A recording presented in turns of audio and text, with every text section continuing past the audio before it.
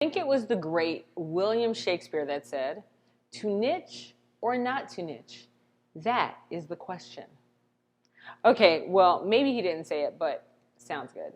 My name is Donna St. Louis. I'm founder of the ESuite Network. We work with you to bridge the gap between the 99% and the 1% through business ownership, entrepreneurial thinking, and innovation. So I was talking to a friend the other day, and they were saying that they spoke to someone who had their own business for several years, and that person said, "You absolutely, positively do not need a niche." Then they started talking about how Walmart doesn't have a niche, and Target doesn't have a niche, and Nordstrom doesn't have a niche, and I was like, actually, they do. It's just that other people are allowed to buy from them too, not just the people in their niche. And when you think about it, when Nordstrom first started, they were actually a shoe store. That was what they specialized in. They really didn't specialize in all this other stuff.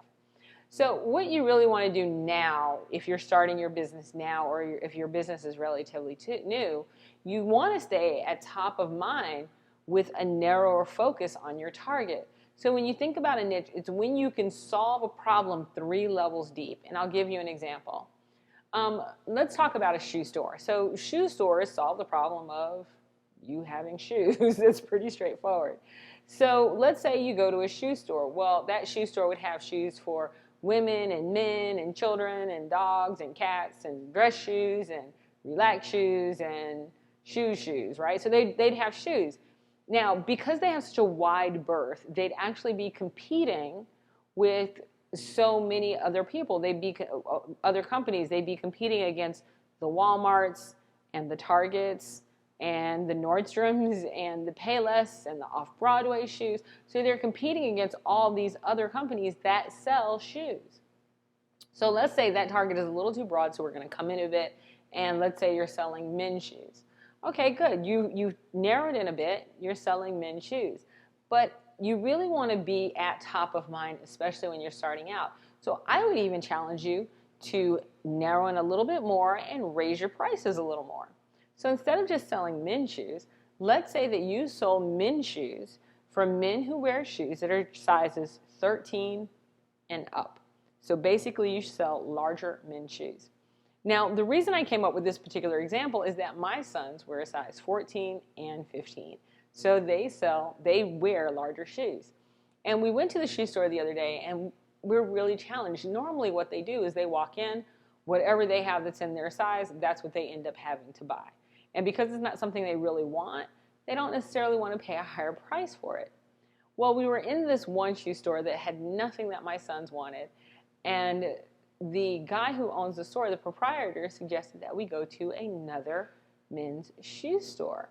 And the name of the shoe store was called Big Feet, which I thought was so cool. Anyway, so we go to Big Feet. And while there, the guy is telling us, he goes, they get athletes that come in there all the time. Their prices are a little higher, but they do have a very wide selection for men that have larger feet. This was perfect. My sons were ecstatic. They bought more shoes than they'll probably wear in their lifetime, but they were ecstatic. Now, you might be wondering, well, why in the hell would the guy from the first shoe store even send you over to Big Feet? Well, the answer was simple. He had a choice. Have your customers walk out pissed off that you don't have what you can't solve their problem, or give your customers a solution. I constantly, by the way, go back to that first store for myself, but my sons always go to Big Feet. I can't go to Big Feet because they don't even sell women's shoes, and I don't wear a size 13 men's shoe, right? But the point is that when someone walks into Big Feet and their wife goes, well, there's nothing in here for me, or their significant other says, I wish I could have shoes in my size, then this guy who owns Big Feet sends them over to who you would think of as their competitor. But they're really not competitors, so they constantly reciprocate and send business back to each other. This is a great lesson. When you really recognize that a broad market it's harder for you to stay at top of mind in a very broad market. When the market is so saturated, you have to figure out what is that one thing that you do so well and then kill it. By the way, this is what Google did when they came into the search engine market. So when they came in, there were tons of search engines. You had Lycos, Microsoft had one. There was another one, and then that other one. Names I can't even remember. That's pretty bad, right? But the market was saturated. Alta Vista, Yahoo, Lycos, Microsoft, everyone had a search engine. And when you went to their page to do a search, there was this tiny search engine box, but then there was all this other stuff, all this clutter everywhere else.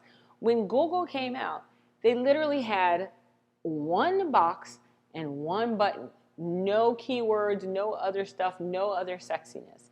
Just that.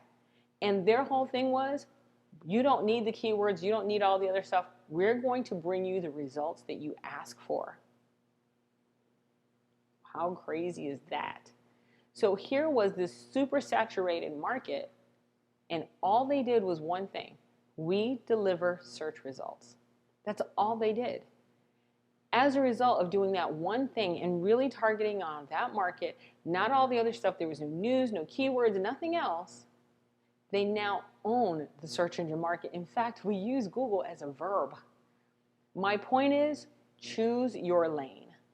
Figure out what you do better than anyone else and do that. Own it. And not only will no one be able to compete, your competitors will gladly send you business in hopes that you'll send them your runoff. My name is Donna St. Louis, and until next time, I'll see you at the ESuite Network.